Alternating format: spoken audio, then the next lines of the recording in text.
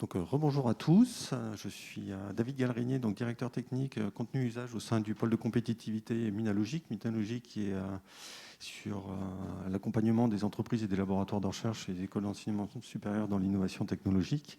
Et à ce titre, on est spécialisé sur toute la chaîne de valeur du numérique. On est aussi un partenaire du CIDO depuis la naissance du CIDO. Donc à ce titre, avec mes collègues, on anime certaines des conférences. Et donc je suis ravi d'être avec vous aujourd'hui pour parler sur l'avenir du marché XR. On aura aussi des définitions sur ce qu'englobe le XR et d'aborder des questions d'enjeux et de perspectives. Donc avec moi aujourd'hui, j'ai la chance d'avoir aussi de nombreuses années d'expérience dans le domaine, avec Christophe Chartier, qui est le CEO de la société Immersion, David Naon, qui est le directeur de la réalité virtuelle chez Dassault Systèmes, et aussi qui est un des grands artisans de l'association AFXR dont il vous le parlera, et Frédéric Noël, qui est enseignant-chercheur en région au GESCOP, au laboratoire GESCOP, dont il vous parlera aussi, ainsi que de EuroVR, qui est l'association de la réalité virtuelle européenne dont il fait partie. Avant de laisser la main à David Naon pour commencer la présentation et rentrer dans le vif du sujet, juste pour vous dire aussi qu'il y a une plateforme en live, donc pour les auditeurs qui nous écoutent à travers cette plateforme Pulse, vous avez la possibilité de poser des questions aussi via le chat que je récupérerai et que je transmettrai en fin de présentation aux intervenants. De la même manière, vous, en tant qu'auditeur, vous avez la possibilité de poser des questions à la fin des présentations. Donc vous voyez, il y a un micro au milieu de la salle qui est destiné à ça. Pour des raisons sanitaires, vous comprendrez qu'on a opté pour ce mode de fonctionnement. Donc n'hésitez pas, quand on arrive en fin de présentation, d'aller au micro pour pouvoir poser vos questions. Merci beaucoup au CIDO de nous avoir permis d'animer ces conférences, et l'équipe technique aussi qui assure un travail d'enfer pour qu'on puisse être dans les meilleures conditions. David, je te passe la main pour entrer directement dans, peut-être remonter un petit peu dans le temps, d'où on vient, et permettre justement de voir un petit peu les perspectives et les enjeux autour de vrai l'XR. qu'avant de se poser des questions sur les perspectives, ça peut être assez intéressant de regarder ce qui s'est passé jusque-là, et de se positionner dans ce genre de contexte. En deux mots, comme vous l'a dit David, merci pour cette introduction et cette invitation. Donc je travaille pour Dassault Systèmes à l'innovation autour des technos immersives. Et je suis un des cofondateurs de la FXR qui a un stand ici. Et je vous inviterai, si vous voulez poursuivre la conversation, à venir nous voir sur le stand. Alors on parle de marché, mais finalement, c'est quoi le marché de la XR ? Et en vérité, il y a plein de marchés. Fondamentalement, il y en a au moins 3. Parce que pour faire une expérience immersive, donc XR, AR, VR, MR, donc tout ce qui est en quelque chose R. Mais finalement, pour faire une expérience, il faut sûrement la conjonction de ces 3 pôles, c'est-à-dire il faut du hard et des techno-cœurs, donc ça peut être des services cloud, mais évidemment surtout des périphériques d'interaction, d'immersion, des casques, etc. Du hardware souvent dédié, on est d'accord.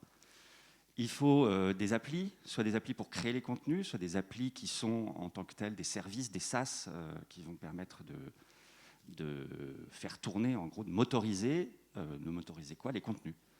Donc les contenus, c'est ce qui est fabriqué finalement par des gens, ou de façon plus ou moins automatique, mais souvent en mode service, donc plutôt dans des agences ou dans des gens où il y a des artistes, où il y a des designers de contenu et d'expérience. Donc finalement, il y a ces 3 marchés. Alors on est comment, nous, en France et en Europe, peut-être sur ces marchés-là ? Côté hardware, on n'est pas terrible, franchement. On est même quasiment nul, à part quelques très bons intégrateurs comme Immersion, quelques fabricants de périphériques très dédiés comme Apsion, bientôt peut-être Lynx, ou Lynx, qui est une petite start-up qui fait un casque de réalité augmentée 6 roues autonome. Mais fondamentalement, Omido, je vais essayer de ne pas les oublier, c'est une petite boîte qui fait des cardboard-like. Mais grosso modo, on n'est pas terrible. Le marché est très, très dominé par les Asiatiques en termes de fabrication et par les Américains en termes de fabrication. Je parlerai évidemment Oculus en premier, Vive qui est une boîte qui est à la fois taïwanaise et américaine. Côté appli, on n'est pas terrible non plus. Disons qu'on a quand même un grand champion, mais qui est encore pas extrêmement présent, c'est Dassault Systèmes, je me fais un peu de pub. Mais en gros, des purs acteurs du logiciel hardware. Alors, on a quelques startups, Minsar, Spidernet et d'autres, je ne les citerai pas tous. Vous pouvez aller voir d'ailleurs, ils sont vraisemblablement adhérents de la FXR et on peut les retrouver facilement. Mais là, en tout cas, où on est très très bon, c'est sur les contenus. La French Touch, les artistes français, les développeurs français qui font des choses à façon dans des agences de design, de développement, d'expérience sont assez reconnus, assez demandés et des fois très très présents. Mais donc on a du retard et on a des choses à combler. J'ai pas de chiffres sur les marchés en tant que tels, hein, c'était pas le propos, mais c'était pour vous dire que finalement, quand on lit des études sur les marchés, etc., en fait, il faut savoir un peu de quoi on parle. Et souvent, c'est très mélangé. Donc, je pense que cette dichotomie peut aider à s'y retrouver. Un peu d'histoire comme promis. Si on regarde l'histoire de la réalité virtuelle, je vais essayer de me focaliser essentiellement là-dessus, on voit qu'il y a eu l'époque des pionniers. Les pionniers, c'était des centres académiques qui réussissaient à financer grâce à des financements régionaux, territoriaux, des grands systèmes, des caves, très chers, très compliqués, mais un peu couteau suisse, et qui ont permis, pendant une décennie peut-être, d'évaluer en fait le potentiel de ces technologies immersives. Et en gros, l'objectif, c'était de trouver des usages, de trouver les technologies qui correspondaient à ces usages, et de voir comment on pouvait passer à la phase d'après, qui était celle des premières adoptions. Alors plutôt dans les grands groupes, des PSA, des EADS, oui, c'était encore EADS à l'époque, qui avaient déjà compris que la réalité virtuelle avait un retour sur investissement carrément positif, et que quand bien même un cave, ça coûte 1 million d'euros à acheter et 100 000 euros, 200 000 euros à maintenir avec le staff et tout, et éviter les prototypes physiques, c'est une énorme économie sur une chaîne de valeur, et pareil sur les chaînes de fabrication aussi. Ces gens-là utilisaient des systèmes plus légers en termes d'ordinateurs, des clusters, donc on avait laissé tomber les gros superordinateurs qui étaient extrêmement chers. Et donc on a commencé à développer en fait une offre de service locale dans ces centres d'innovation qui venaient servir les business units qui avaient une problématique de montage, de fitting, de qualité perçue, de ceci, de cela.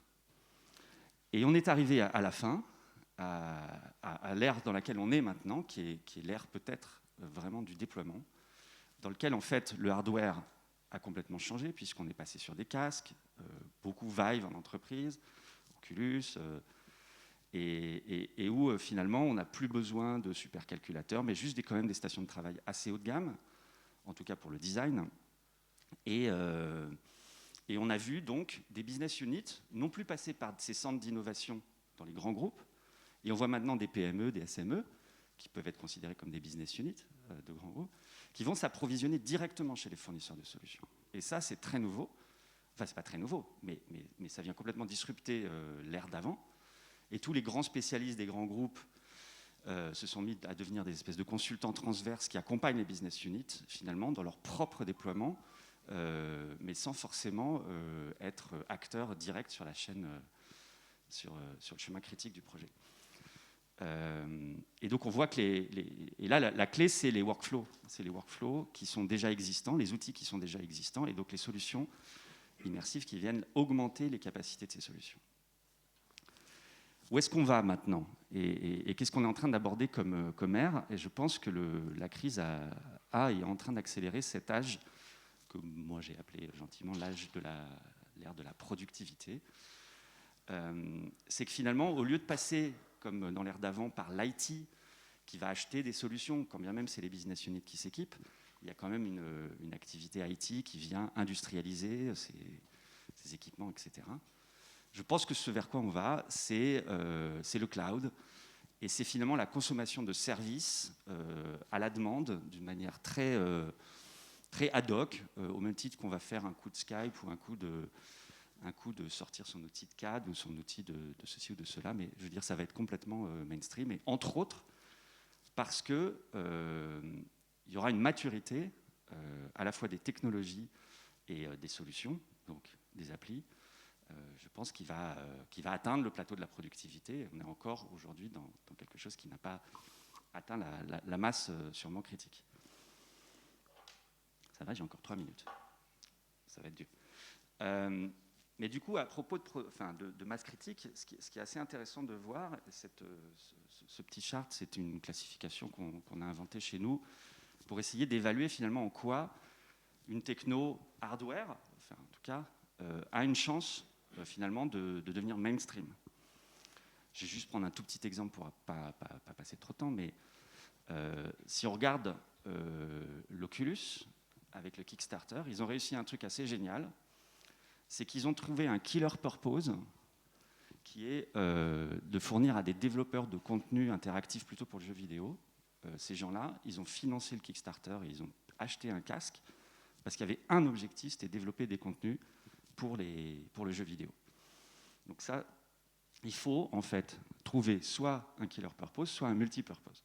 C'est-à-dire plusieurs raisons d'acheter ce matériel-là. Donc côté client, par exemple, d'un casque de VR, on va acheter, par exemple, dans le grand public, un casque parce qu'on va pouvoir jouer à plein de jeux. Mais par exemple, Beat Saber, je ne sais pas si vous connaissez, qui est un jeu qui cartonne, des gens qui achètent un Oculus Quest juste pour avoir Beat Saber. Donc ces deux formes de marché, enfin d'usage, sont intéressants. Affordable, c'est clé. Et c'est clé quand ça intègre des composants technologiques qui ne sont pas des composants de niche. Les casques de VR, avant les années Oculus et compagnie, utilisaient des centrales inertielles, genre Intersens, qui coûtaient 1 000 €. Aujourd'hui, la puce qu'on a dans les smartphones, tous, ça coûte 50 centimes. Vous me dites si je dis des bêtises, mais je pense que je ne dois pas être trop loin de la vérité. Donc ça change tout. Donc on peut faire des systèmes très disruptifs et très très nouveaux, mainstream, grand public, ou en tout cas très largement déployés, à condition que les composants soient affordables, ce qui fera que le système global sera affordable. Je ne pense pas qu'il y ait beaucoup de contre-exemples de ça. Immersif, c'est évident, hein. Et enfin, on a réussi à casser la barrière avec les casques aujourd'hui, d'avoir une latence très très faible, d'avoir un champ de vision qui commence à être correct, d'avoir une résolution qui commence à être correcte, et donc globalement d'être capable de tromper le cerveau d'une manière efficace, sans vomir, sans avoir trop mal à la tête. Bon, il y a encore des choses à améliorer, mais je pense qu'on a passé une barrière qui est quand même clairement dépassée. Et les deux derniers points que je vais aborder, c'est déployable. Aujourd'hui, quand on prend un Oculus Quest, par exemple, un standalone, on le sort de son sac, on l'allume, on le met sur la tête, c'est bon, on fait de la VR. Ce qui est quand même un truc de dingue. Avant, il fallait aller dans le cave, il fallait avoir réservé son créneau, il fallait qu'il y ait les ingés qui aient bien vérifié que les projets étaient alignés, que ceci, que cela. Enfin, c'était une horreur, c'était absolument pas déployable. Et je ne vous parle pas des casques des années 2000, SN6 et autres, où il fallait, une fois sur la tête, il fallait tourner des boutons pour bien aligner le truc, puis la fois d'après, on le remettait et ça ne remarchait pas. C'était pas déployable. Donc finalement, il n'y avait pas d'adoption. Donc ça, c'est super important. On voit les casques qui deviennent plus inside-out au niveau du tracking, parce que mettre des caméras ou des PlayStation, c'est pénible en fait. Enfin, c'est un frein à l'adoption. Et puis je pense qu'on en parlera peut-être dans la discussion. Le S de socialement acceptable, c'est de se poser la question de savoir si, par exemple, voilà, différentes formes d'adoption sociale, mais je prends les Google Glass, c'était totalement inacceptable de savoir que la personne qui était devant nous avait une caméra qui nous filmait en permanence et qui pouvait aller nous googliser comme il veut, voire nous filmer, etc. Il n'y a même pas une loupiote qui disait qu'on était filmé. Donc ça, évidemment, si on ne se pose pas cette question-là au moment de la conception du hardware ou de la solution globale, on va être à côté de la plaque. Là, on va avoir des enjeux de santé. Est-ce que c'est socialement acceptable de laisser nos ados pendant des heures dans un métaverse immersif qu'est-ce que ça crée comme addiction? Qu'est-ce que ça crée comme... bon, on peut en parler si vous voulez, mais c'est un enjeu important, c'est un enjeu de santé publique, en fait. Et c'est donc, ça sera ma petite conclusion, aussi pour ça qu'on s'est fédéré au sein de la FXR, c'est pour veiller au grain, d'une certaine manière, et s'assurer qu'à la fois, nous, on ait une masse critique d'adhérents et qu'on puisse être représentatif auprès des pouvoirs publics, du législateur, des financeurs, pour être sûr qu'on va dans une direction qui fait sens, qu'on ne va pas se retrouver à avoir un principe de précaution, par exemple, qui va faire que des choses vont être interdites parce que trop risquées. Et puis, éduquer et fédérer les gens qui fabriquent des contenus, et des expériences et des applis, et les donneurs d'ordre qui les achètent ou qui diffusent les contenus, s'assurer que ces gens-là commandent bien des choses de qualité, qui ne mettent pas l'utilisateur en danger, qui valorisent le média, etc. On en reparlera si vous voulez sur notre stand et pendant la discussion. Merci David. On va passer sans transition avec Frédéric et revenir un petit peu sur l'art actuel et notamment d'un point de vue académique et de voir que la vision qu'a proposée David sur les aspects technologiques ou techniques reste encore perfectible largement. C'est bon pour toi, Frédéric ? C'est bon. Merci pour l'introduction, merci à David pour la présentation. Je ne vais pas aller forcément dans un sens contraire de ce qui a été dit précédemment. Je me présente d'abord, je suis Frédéric Noël, je suis professeur à Grenoble INP, génie industriel et au laboratoire GESCOP. Et j'y anime une plateforme sur la réalité virtuelle et la réalité augmentée pour étudier les usages de ces périphériques pour l'industrie du futur, pour l'industrie 4.0 et pour imager ce que pourrait être le bureau d'études du futur. Je suis aussi invité ici parce que je suis membre de l'association EuroXR. On a entendu parler de l'AFXR. EuroXR, c'est un petit peu le même type d'association, mais au niveau européen. Et on essaye d'associer l'ensemble des acteurs du monde XR au niveau européen. Voilà. Pour essayer d'avoir une vision, il faut essayer aussi de se rappeler un petit peu comment ça s'est passé jusqu'à présent. Ce qu'on peut observer aujourd'hui, c'est clairement une progression très rapide de la réalité virtuelle et de la réalité augmentée, avec des applications qui deviennent accessibles, dont on n'a même plus forcément conscience que c'est de la réalité augmentée ou de la réalité virtuelle. En particulier le GPS, vous êtes peut-être venu en voiture ce matin, vous avez utilisé le GPS, c'est rentré dans les mœurs, et c'est finalement une véritable application de réalité augmentée qui a parfaitement bien marché. Donc, premier élément. Et des applications de ce type-là, on en trouve dans tous les mondes, dans le monde industriel, dans le monde de la formation, dans le monde de la santé, dans le monde des musées et du patrimoine, aussi dans le monde artistique et ludique. Il y a beaucoup d'applications qui sont aujourd'hui utilisées, effectivement, par les acteurs de ces différents mondes. Les déclencheurs, ça a été certainement, comme l'a dit David précédemment, le premier Oculus, il y a une dizaine d'années, qui a cassé complètement les prix et qui a permis effectivement au marché de se déployer, parce qu'avant on était sur des technologies très complexes à maintenir et qui étaient finalement réservées à soit des entreprises qui avaient des moyens, soit des laboratoires qui pouvaient effectivement s'impliquer dans ce domaine-là. On a vu derrière des casques et des lunettes de réalité augmentée qui sont arrivés. Alors la Google Glass au départ, mais maintenant le HoloLens peut-être, qui est beaucoup plus performant. La Google Glass a plutôt été un échec. Et on continue à voir malgré tout des déploiements de gros environnements de type cave, mais peut-être plus légers qu'autrefois, des caves 3 faces dans certaines entreprises, pour réussir à avoir l'immersion un peu plus confortable que dans des casques de réalité virtuelle. Donc il y a cette tendance. Et puis il y a une autre tendance qu'il ne faut pas oublier, c'est tout ce qui est vidéo mapping. Donc l'utilisation de vidéoprojecteurs pour projeter dans l'environnement réel directement de l'information sans avoir à porter un casque. Et ça se développe grâce à des techniques de capture et d'interaction qui se sont développées aussi en parallèle.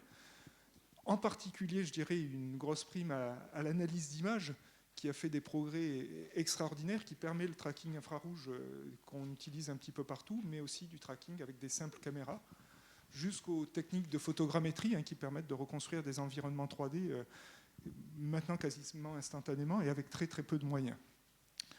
L'APTIC a fait aussi un certain nombre de progrès. Il y a évidemment d'autres moyens de capture qui permettent des interactions évoluées. Ce qui est sûr, c'est qu'on est passé du monde de la démonstration à un monde qui a des usages opérationnels que l'on peut déployer dans un fonctionnement. Et ça, c'est relativement récent. Ça date des 10 dernières années. Malgré tout, il reste des freins. et ces freins, ils vont effectivement engendrer des enjeux. Des freins au niveau hardware, c'est pas encore complètement plug and play, hein, même si on commence à voir des casques qu'on peut sortir d'un cartable et fonctionner, mais on reste avec des problèmes de latence, avec des problèmes de puissance graphique. Tout ça, ça s'améliore notamment. On a de moins en moins de problèmes de résolution. On continue à avoir des problèmes de poids quand simplement on doit porter un casque toute la journée. C'est pas forcément évident. On a des problèmes d'autonomie de batterie qui sont des freins à l'usage. Il y a des freins aussi sur les logiciels. On a besoin de simulation en temps réel. Alors, il y a plein de choses qui se font en termes de simulation en temps réel, mais là, il est question aujourd'hui d'aller au-delà du domaine du jeu vidéo et de créer effectivement des moteurs de simulation qui aient un sens avec le réel pour faire des applications dans lesquelles on peut avoir confiance. Il y a un gros enjeu sur tous les dispositifs d'interaction. On n'a pas de standard, on n'a pas réellement de taxonomie claire et efficace de ce que sont les dispositifs d'interaction. On a une multitude d'outils qui apparaissent. On manque de métaphores intuitives et affordantes, donc compréhensibles facilement par les utilisateurs sans avoir à se poser de questions, sans formation lourde, ce qui conduit à des gros problèmes d'ergonomie. Alors, si effectivement en France on est bien reconnu pour la capacité de création de contenu, ça reste aussi un frein important parce qu'on manque de standards ouverts et on n'a pas continuité des chaînes de production.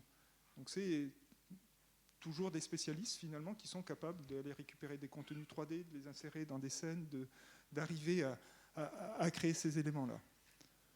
En ce moment, de par la crise actuelle, on a tous utilisé de la visioconférence et des systèmes de vidéoconférence. Il s'agit d'aller au-delà. Il s'agit d'aller au-delà et sans doute qu'avec la réalité virtuelle, la réalité augmentée, on peut créer des expériences de téléprésence collaborative à distance qui doivent être multi-échelles, multi-sites, multi-périphériques pour pouvoir travailler entre un téléphone portable et un cave éventuellement ou un casque de réalité virtuelle. Et ça, c'est des choses qu'on ne sait pas encore faire de façon complètement pertinente. Voilà. Et puis, il y a des freins cognitifs. Est-ce qu'on est réellement prêt à travailler en 3D, à passer toutes nos activités en 3D ? C'est pas si évident que ça. Ça fait 2000 ans qu'on travaille sur des tables et sur des visions 2D, donc il ne faut sans doute pas transférer toutes les activités dans le monde 3D, et on ne sait pas faire la part des choses de ce que l'on peut faire en 2D, de ce que l'on peut faire en 3D de façon efficace. Il faut donc sélectionner, définir des usages adaptés, maîtriser les conditions sanitaires, hein, tout ce qui est cybersickness, qui reste vrai malgré tout, même si on le comprend mieux, si on l'évite un peu mieux qu'il y a quelques années. Hein. Et puis être capable aussi de comprendre quelles sont les conditions d'usage acceptables. On parlait d'acceptation sociale, mais quelles sont les conditions neurologiques, combien de temps on peut rester dans un casque. Ce sont des choses qu'on ne maîtrise pas encore aujourd'hui. On a des tentatives. On observe ce qui se passe, mais on ne sait pas combien de temps on peut réellement fonctionner dans des casques sans problème à long terme. Tout ça, ça demande une meilleure compréhension du couplage entre les usages que l'on souhaite avoir et puis le déploiement des technologies dont on peut disposer. Donc en fait, la réalité virtuelle, le monde XR, hein, ça doit être une réponse des éléments complémentaires à la continuité numérique qu'on essaye de construire. Aujourd'hui, on observe une grande tendance d'investissement, de développement dans l'intelligence artificielle, dans l'automatisation, la robotique. Il faut absolument que l'homme conserve le contrôle des systèmes numériques et des systèmes d'information que l'on a, et c'est sans doute par les interfaces homme-machine. Et forcément, la réalité augmentée, la réalité virtuelle, ce sont les éléments des interfaces homme-machine modernes. Il faut développer des continuums entre l'homme et la machine à différents niveaux, périphériques, interaction, collaboration, au niveau des expertises qui sont prévues là-dessus, pour servir des besoins sur les grands jeux de données qui sont de plus en plus complexes, sur la maîtrise des simulations dont on a besoin pour prendre des décisions, pour la proposition d'expériences virtuelles augmentées à grande valeur ajoutée. Donc là, je permets de dire, hein, je suis académique, qu'au niveau national, le CNRS est en train de soumettre un projet dont on espère qu'il aura succès, avec 24 partenaires académiques de 12 sites en France, pour les coordonnées. Ce projet s'appellerait Continuum, avec l'idée de créer un continuum entre toutes ces plateformes pour démontrer la faisabilité avec la réalité virtuelle, la réalité augmentée de ce genre d'activité. Et pour faire face à ça, on peut avoir deux stratégies. Une stratégie qui est de développer une offre, je vais dire débridée, et d'observer ce que l'on peut retenir dans le marché, ce que le marché retiendra.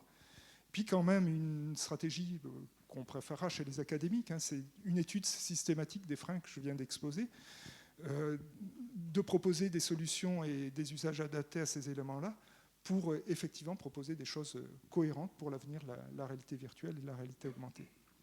Voilà, on prendra sans doute le débat un peu plus après là-dessus. Merci Frédéric.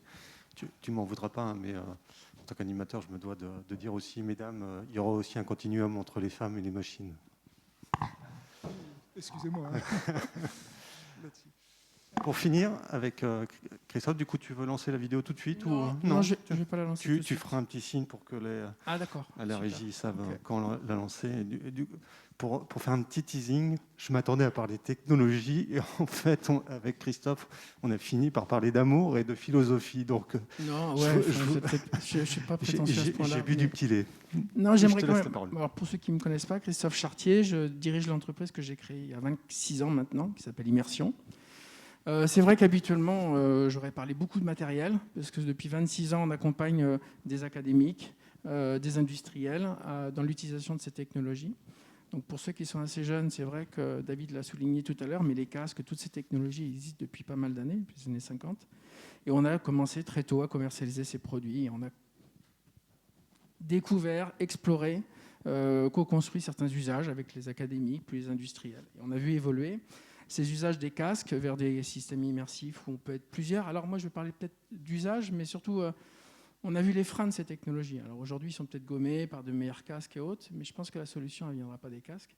Alors, en tout cas, celle que je pressens, c'est plutôt un usage multiple de technologies, parce qu'en fait, ce n'est pas une réponse. Je ne pense pas que la réponse du casque est pertinente, dans le sens où on l'a vécu. Et je pense que les industriels qui sont dans ces bureaux, dans cette salle pourraient le témoigner, dans le sens où les casques, très vite, on a vu que les problèmes de collaboration. Aujourd'hui, vous mettez un casque, vous ne pouvez pas voir votre copain, vous perdez le référentiel du corps. Et c'est très compliqué pour certains de se projeter, de bien comprendre ce qu'il faut faire ou pas faire. Donc très tôt, avec les industriels, on a mis des grands écrans, Powerwall ou Cave, peu importe. Donc on est plusieurs face à ce système-là. Et on commence à discuter ensemble, à collaborer entre équipes pluridisciplinaires. Et on commence à prendre des meilleures décisions. Parce qu'à quoi servent ces technologies, si ce n'est à prendre de meilleures décisions dans des cas complexes où les gens ont besoin de concevoir plus vite, d'aider à la vente, en tout cas sur toute la chaîne de valeur d'un industriel. On voit bien les enjeux. Il met la vidéo. C'est pour éviter que je parle trop. Donc, je vais essayer de... Hein ? Non, mais je ne pensais pas qu'ils allaient basculer. C'est pour ça que je voulais préparer la chose. C'est pas grave. Et donc, on a vu l'évolution.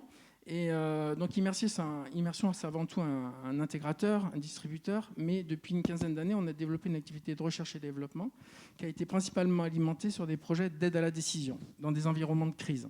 Comment je favorise une crise sur un attentat, sur une pandémie ou autre? Comment je vais favoriser une décision collective entre des gens qui sont de profils totalement différents? Et on a développé un logiciel qui est un prototype qui a évolué au fur et à mesure, et qui a évolué au fur et à mesure en fonction de l'évolution aussi des usages de l'industrie de ces technologies. On a vu qu'il fallait fabriquer de plus en plus vite, il fallait fabriquer des produits de plus en plus complexes avec des équipes pluridisciplinaires. Et ce produit a fini par matcher.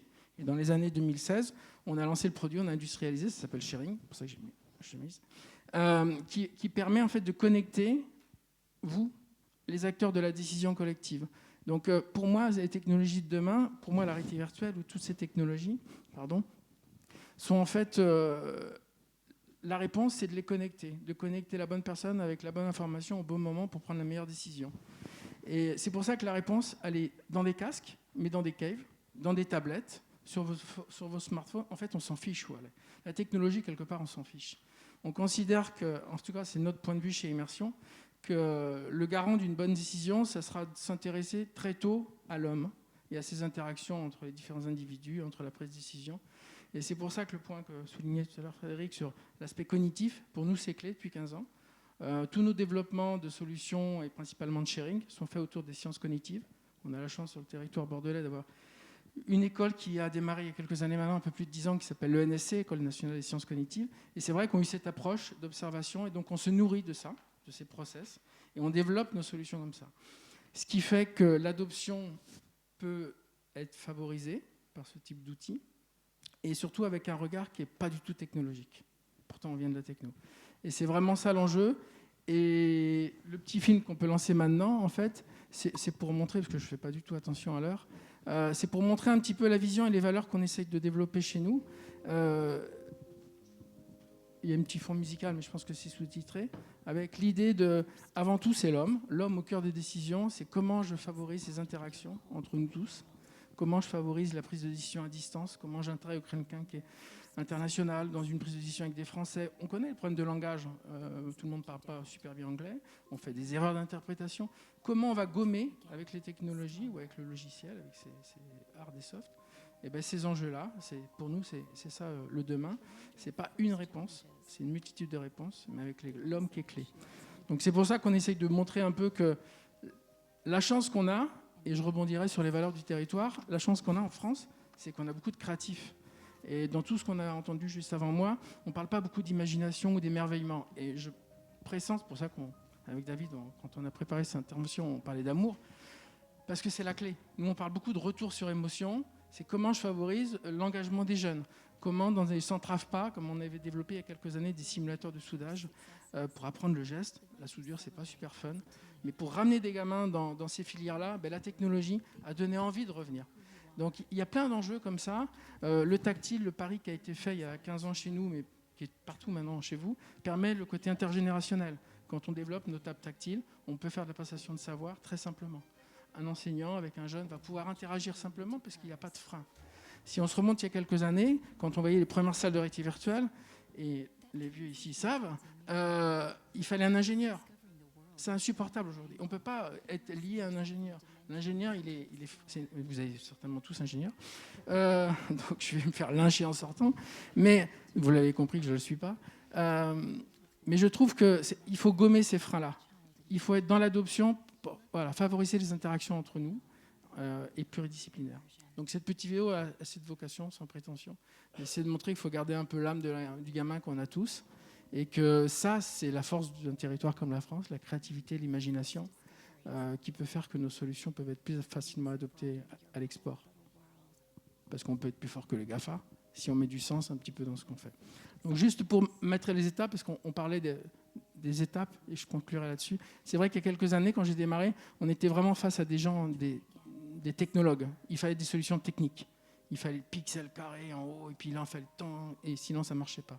On est très vite rentré, il y a une dizaine d'années, dans l'ère de l'usage, donner du sens à un métier. Donc, il faut que l'adoption se fasse pour processer, mieux travailler, éviter les maquettes physiques, ce genre de choses. Et je pense qu'aujourd'hui, on est plus dans l'homme qui doit avoir des envies. L'homme avec un grand H. Attention. Qui doit assouvir ses envies pour favoriser le travail. Et le Covid a bien montré qu'on a besoin de se voir quand même, on a besoin de faire ensemble, et que c'est tout l'enjeu des technologies et du regard qu'on porte sur ces technos chez nous. Merci. Que d'émotion. Est-ce que vous avez des questions ? Je vous invite à aller au micro si vous en avez. Je vais, pour le coup, recouper la vidéo et regarder si on a des questions en ligne.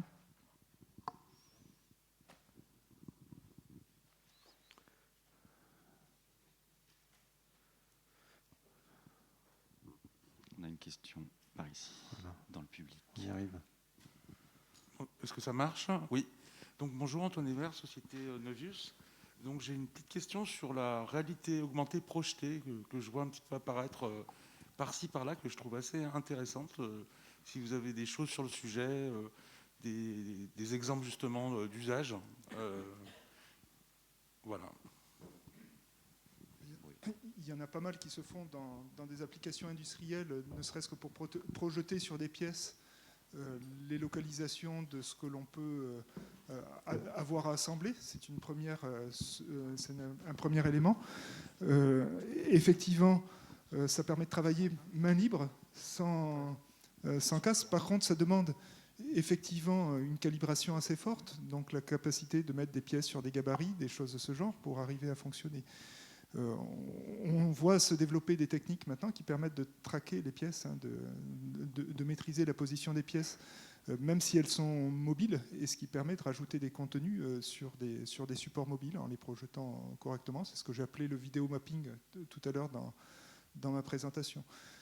Des applications de ce genre, effectivement, ce qui me semble particulièrement pertinent là-dessus, c'est qu'au-delà du casque, c'est de se libérer justement de la techno et d'avoir de l'information qui est ramenée directement dans les mains, sous les yeux de l'utilisateur, ce qui est de faire réellement de la réalité augmentée, quelque part, sans contraintes complémentaires trop prégnantes pour les utilisateurs. Mais il y a peut-être d'autres applications que vous avez en tête. En tout cas, il y a un fournisseur français qui est un champion que j'ai oublié de citer peut-être tout à l'heure, c'est Diota, qui est une spin-off du CEA, qui a entre autres utilisé des technos de recalage 3D qui sont nécessaires à la mise en correspondance entre le monde réel et le monde virtuel. Je crois que Lionel Juste m'avait donné une conf ou donne, mais je vous invite à aller voir leur site et à voir ce qu'ils sont capables de vous fournir comme solution. Une application qui avait été développée ici chez Airbus sur la 350 de mémoire, c'était la projection des positions des rivets et qui a permis une productivité très importante. Donc ça avait été déployé. Il y a pas mal d'usages. Et je te rejoins, Frédéric, l'adoption, elle se fera si la technologie s'efface. Et donc la projection, déjà, c'est plus de casque sur la tête, c'est des contraintes en moins. C'est quand même... Ça, c'est un point important. Et ça me permet de rebondir vite fait. Dans ma dichotomie, je pense que la dernière étape du déploiement ultime, c'est quand le hardware va devenir spécifique aux usages. Et aujourd'hui, finalement, le Cave, c'était un couteau suisse qui permettait de tout faire. Les casques de jeux vidéo avec des contrôleurs, et maintenant avec du tracking de main, c'est un peu aussi des couteaux suisses.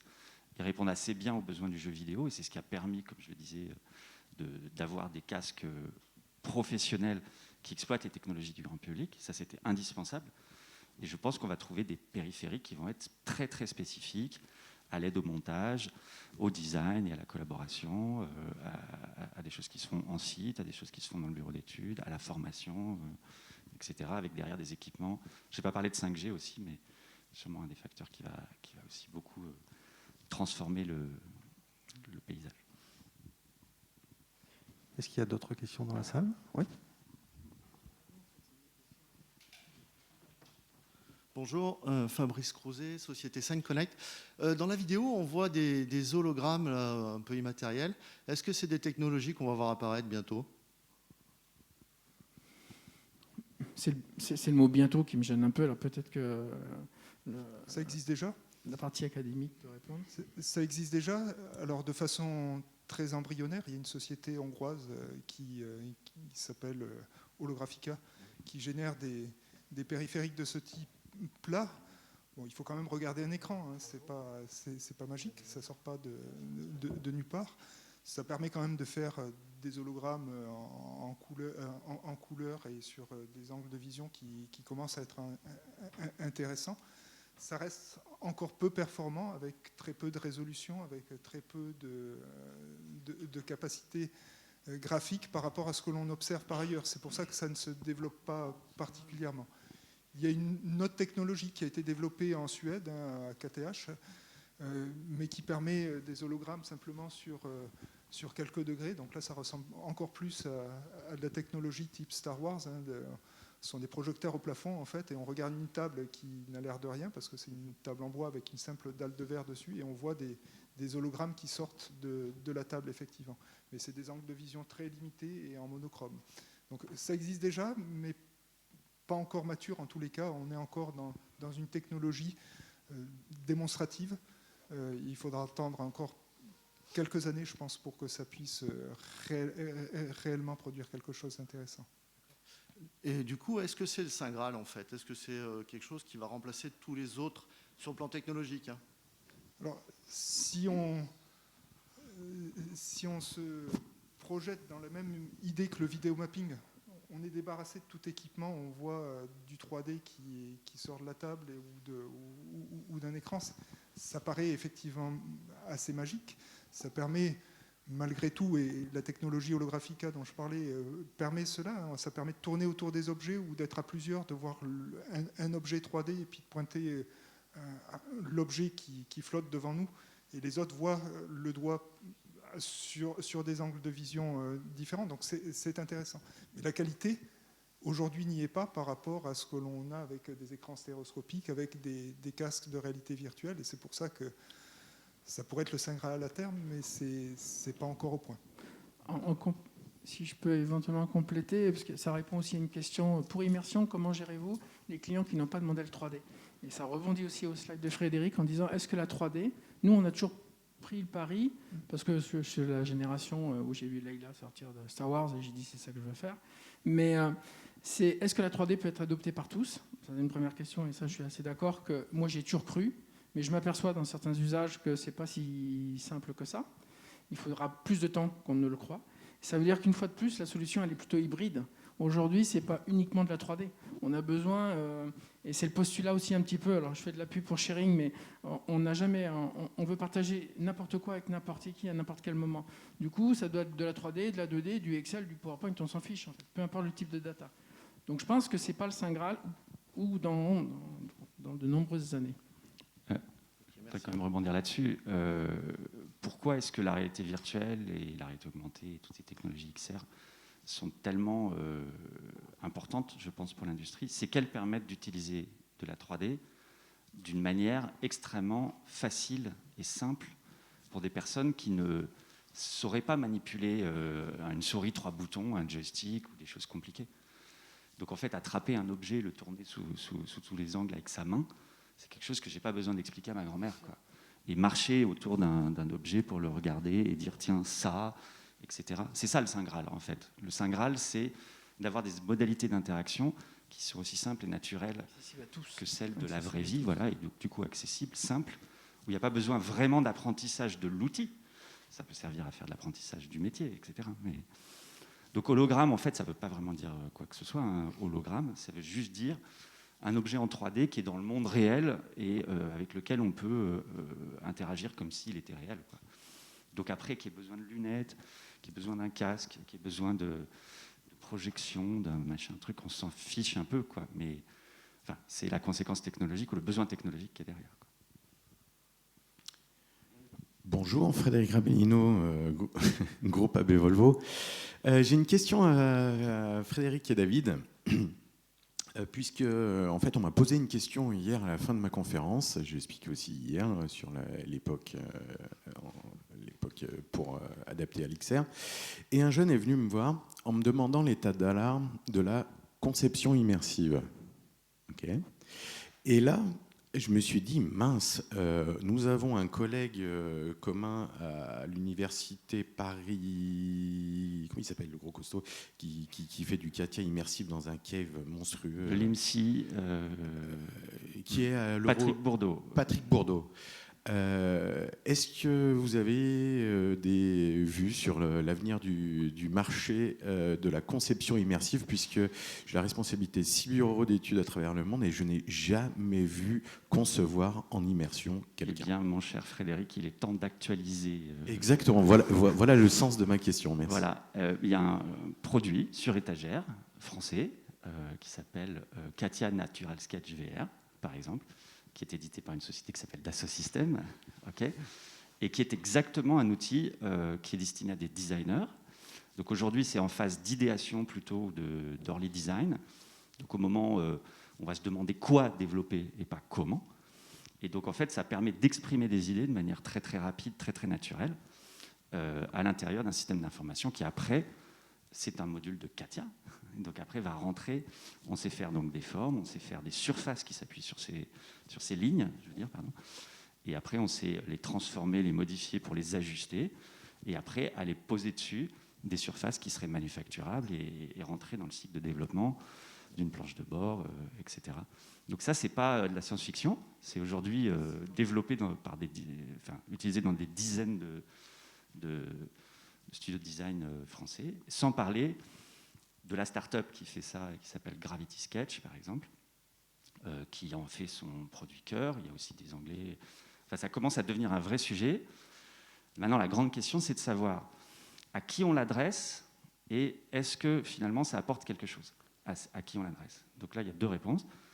Si on l'adresse aux creative designers on va voir qu'au-delà de ce qu'il fait naturellement sur une Cintiq ou une table graphique, où il va pouvoir lancer un peu des idées, bah là, il va les lancer en 3D. Donc, tous les témoignages qu'on a pu voir, et on a fait beaucoup d'expériences avec des utilisateurs, montrent que des gens créatifs sont encore plus créatifs avec un outil d'idéation immersive. Et deuxième point, on va pouvoir inclure des publics nouveaux, pour les raisons que je disais tout à l'heure, qui est que la VR rend accessible la 3D. Et donc jusqu'à l'expression des idées, nous on a fait toute une recherche qui est d'ailleurs toujours active, il y a même une commission dédiée à ce sujet-là à la FXR, sur la co-création grâce aux techno-immersives et comment on peut mener des groupes de travail d'idéation collective à permettre à du grand public, à des gens qui n'y connaissent rien, de représenter dans l'espace leurs idées, leurs envies.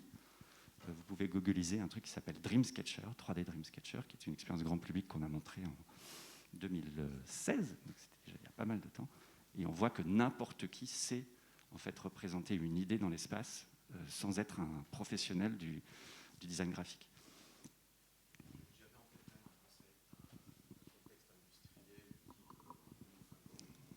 Ouais, donc Frédéric rephrase parce qu'il n'a pas le micro, il parle d'un contexte industriel, plutôt pour des grosses boîtes.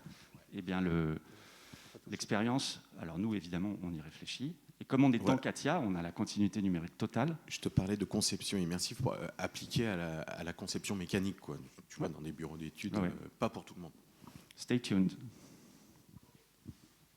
Je crois qu'il y a déjà une réponse de quelqu'un de chez Forestia qui dit qu'ils font du 3D sketching depuis pas mal d'années chez eux. Donc voilà, c'est un élément de réponse. Il y a deux aspects. Il y a la conception innovante, effectivement, l'idéation, où effectivement on va pouvoir dessiner manuellement assez facilement. Et on appelle ça la sculpture 3D quelque part dans le monde académique. Il y a des applications qui ont... On est passé d'ailleurs des démonstrations à des applications assez récemment. Je me souviens, j'ai piloté une infrastructure européenne sur la réalité virtuelle qui s'appelait Visionnaire il y a une dizaine d'années. On avait sculpté comme ça en 3D un lustre qui est dans un musée à Berlin parce qu'il avait été produit par prototypage rapide par la suite.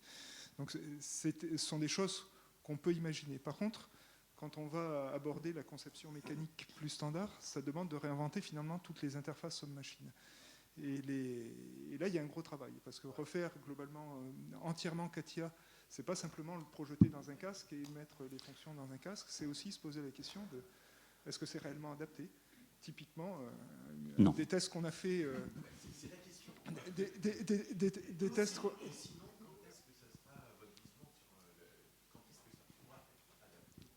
Mais en fait, ça, c'est un vrai sujet de recherche sur des vrais facteurs humains. C'est quoi la meilleure interface qui permette de prendre des fonctionnalités qui sont déjà bien présentes en 2D sur un écran plat et les amener en 3D. Et encore une fois, ça dépend pour qui, à quel moment, pour faire quoi. Et donc, il est évidemment pas très malin de se dire qu'il faut ramener toute la panellerie de CATIA dans un monde VR.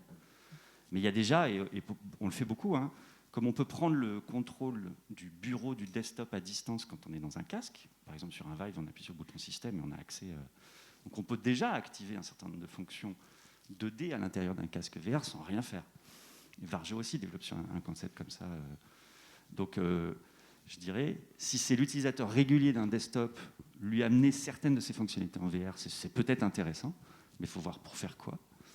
Et sinon, si c'est pour des utilisateurs casual, mais qui ont quand même besoin d'exprimer des choses, il faut leur donner des interfaces dédiées. Nous, on réfléchit beaucoup chez Dassault Systèmes à justement, c'est qui l'utilisateur, pour quel purpose, pour faire quoi, et quelle est la valeur ajoutée de ce qu'on va lui amener. Et on n'est pas du tout dans une approche technologique de se dire comment on amène la panellerie, machin. Enfin, c'est pas l'enjeu. Encore une fois, Je peux donner un exemple qui me semble bien parler. Quand on parle d'assemblage de pièces en conception mécanique, quand on fait de la CAO, on clique sur une face, on clique sur une autre face et on dit le système assemble. Faire ça en réalité virtuelle, ça n'a pas beaucoup d'intérêt. On peut se mettre en 3D, soit on reproduit exactement la même interface et puis de toute façon, à ce moment-là, c'est simplement une projection 3D du système. Mais si on le fait à la main, on localise jamais les faces correctement. On est toujours à une tolérance, on tremble, etc. en 3D. Donc le 3D n'a aucun intérêt dans ce sens-là. Par contre, en désassemblage, ça peut être complètement pertinent parce qu'effectivement, on prend la pièce, on la tire dans la bonne direction tout de suite. Et typiquement, c'est le genre de tâche où à chaque tâche, finalement, il faut réfléchir qu'est-ce qui est pertinent, est-ce qu'on a besoin d'être en 3D ou en 2D. Et il va falloir y aller à la pince à épiler sur toutes les tâches. Pour conclure, il y en avait une dernière question qui était sur la conception pour les modèles VR avec tout un patrimoine 3D, etc. Est-ce qu'il était possible de revendre des assets ou est-ce que ça se faisait? On évoquait la question des marketplaces. Peut-être une question sous-jacente aussi, et ça, moi, c'est ce que j'ai pu voir à travers certaines sociétés que j'ai rencontrées.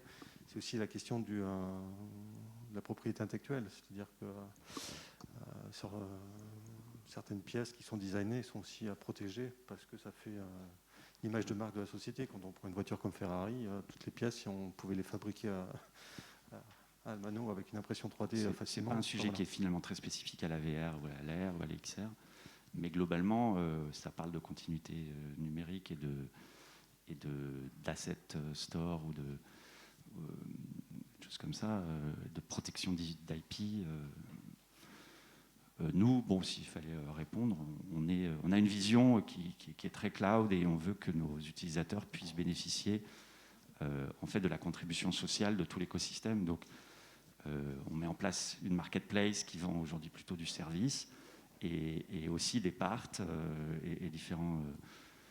Voilà, donc oui, c'est souhaitable et ça arrive et c'est là, quoi. Enfin, on va pas finir sur cette question, enfin, sur ça. Hein. Non, je vais revenir sur la question précédente. Du coup, moi, j'ai eu l'opportunité désolé, je prends un peu la place aussi d'intervenant, à une conférence qui était faite par Adidas. Je crois qu'il y a un autre enjeu aussi qui est celui du métier initial dans la conception. C'est-à-dire que chez Adidas, on conçoit des chaussures et c'est des designers qui sont spécialisés pour faire des chaussures. Et ce qui fait qu'il y a eu un gros travail qui a été fait en interne dans la société, justement pour redéfinir les applications telles que les designers voulaient les avoir pour designer leurs chaussures le plus facilement possible. C'est-à-dire qu'à partir d'un sketch, une esquisse de chaussures, la chaussure était modélisée en 3D automatiquement. Et donc il y avait déjà cette première phase-là qui était de simplifier et d'adapter la conception 3D par rapport au geste du dessinateur, quelque part.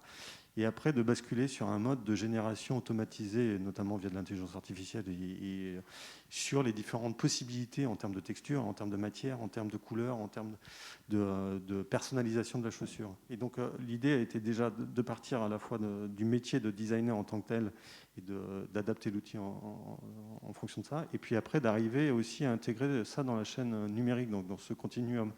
Et l'idée, c'était d'arriver à la chaîne de production, avec notamment le buzz qui a été fait à un moment donné sur Adidas, d'avoir une usine de production dans un camion, donc de pouvoir, j'installe mon robot, je lui lance l'ordre de fabrication avec le modèle 3D qui a été généré, et je produis.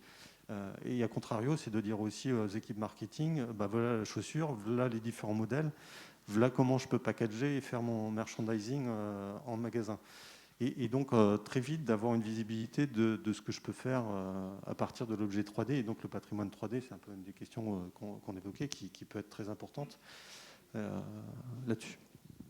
Je ne sais pas si ça fait... Moi, je peux parler des heures sur le sujet. Mais nous, on le voit très très bien autour des solutions de Dassault Systèmes, que cette continuité, en fait, elle rend possible quelque chose qui n'existait pas jusque-là, c'est remplacer la production massive de pièces identiques par de la customisation massive. Donc de la fabrication à la demande, parce que cette fabrication à la demande via les robots, via la fabrication additive, l'impression 3D, etc., rend possible le fait d'avoir, pour le même prix, une fabrication qui est différente d'une pièce à l'autre. Donc effectivement, ça drive en fait une demande marketing qui est, finalement, si on sait faire just in time et juste exactement comme j'ai envie, on pourrait demander à l'acheteur final, finalement, de co-concevoir cette chose.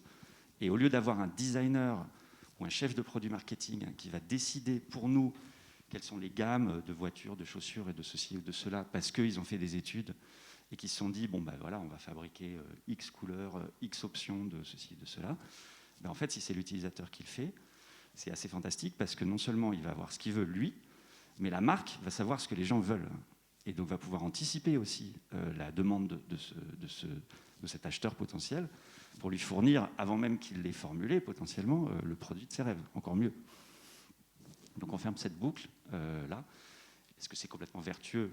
Oui, parce qu'en tout cas d'un point de vue sustainabilité, ça permet d'éviter de fabriquer en masse des choses qui ne vont pas se vendre et qui vont être détruites. Donc déjà c'est clé. Ça permet de fabriquer potentiellement localement, si on s'appuie bien sur des technos qu'on maîtrise localement. Donc ce camion qui fabrique sur le parking du supermarché, le truc qu'on a configuré dans le supermarché ou dans le centre commercial, c'est sûrement un rêve génial.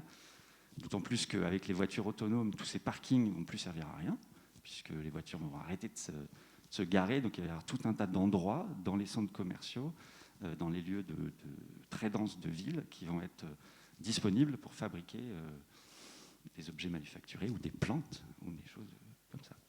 On est dans le parfait Fix and Design, donc c'est très bien. On va finir sur cette note prospective. Je vous remercie. J'espère que vous avez pris autant de plaisir que moi à préparer la table ronde, la conférence. Vous pouvez les applaudir. Je vous invite aussi à passer sur le stand Minalogic pour voir nos adhérents et surtout sur le stand de la FXR pour discuter et poursuivre les discussions, notamment avec David et avec tous les gens qui seraient intéressés et qui seraient de passage sur le stand de la FXR. Remercier l'équipe technique, remercier le CIDO aussi pour l'organisation de ces tables rondes. Et puis merci aussi aux auditeurs qui sont sur la plateforme numérique. Je vous souhaite un bon salon et merci. Et merci à David pour cette curation et organisation brillante. Merci, de rien. Et donc, moi, personnellement, je vous donne rendez-vous à 14h pour une autre conférence sur la blockchain et l'intelligence artificielle. Merci beaucoup. Bon salon.